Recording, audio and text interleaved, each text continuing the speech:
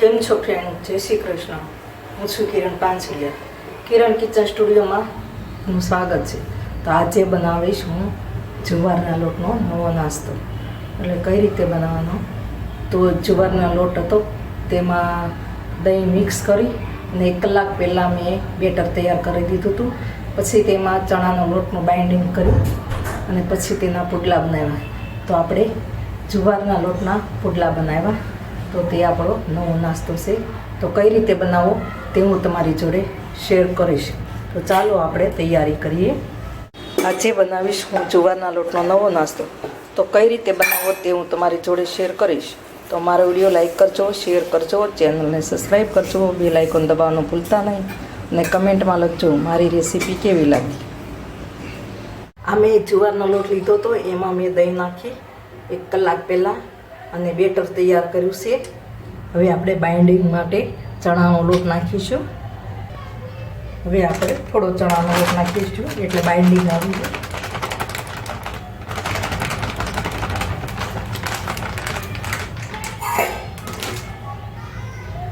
હવે એમાં સ્વાદ મુજબ મીઠું નાખીશું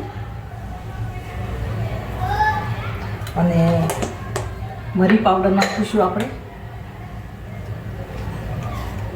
થોડો મરી પાવડર નાખીશું. તમારે ન નાખતા હોય તો ચાલે.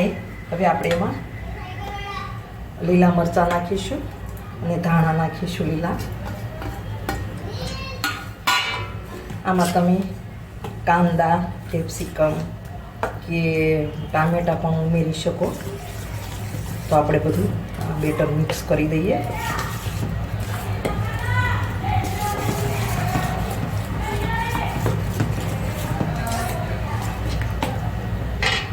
આપણને થોડા પાણીની જરૂર પડશે કારણ કે આપણે ચણાનો લોટ નાખ્યો છે.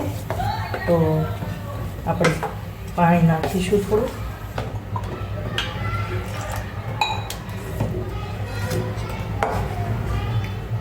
તમે જેવું તીખું ખાતા હોય એ રીતના તમારા મરચાં નાખવાના.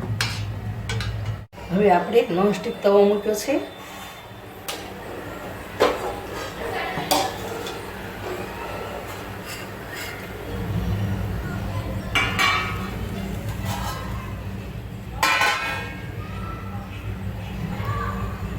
તો આપણો તવો ઓલરેડી આપણે જોઈ ગરમ થઈ ગયો છે. તો એમાં આપણે તેલ નાખીશું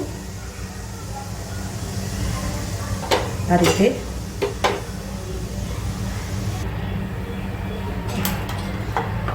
હવે આપણો તવો ગરમ થઈ ગયો છે.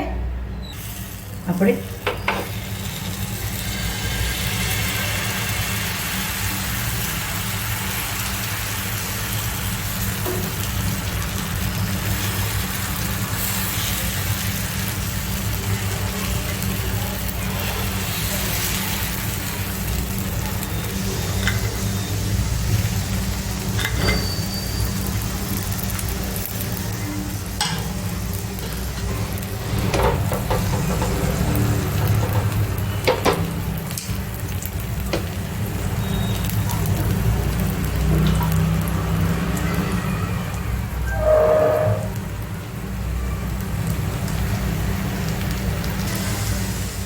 જુવારનો આપણે આ રીતનો નાસ્તો બનાવીશું.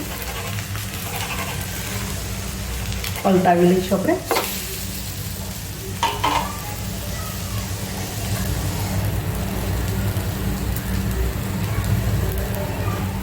હવે થોડું તેલ નાખીશું.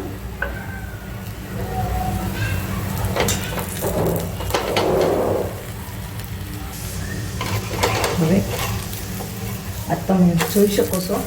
આ હવે આપણે નાસ્તો એટલે કે આપણે પુડલા નાના નાના ઉતારીશું. તો આ ચડી ગયું છે. તો આ રીતે આપણે બધા ઉતારી લઈશું. જુવારના લોટનો નાસ્તો બનીને તૈયાર થઈ ગયો છે. નાસ્તો એટલે કે આપણે પુડલા બનાવવા છે. તો આ રીતે તમે પણ બનાવજો.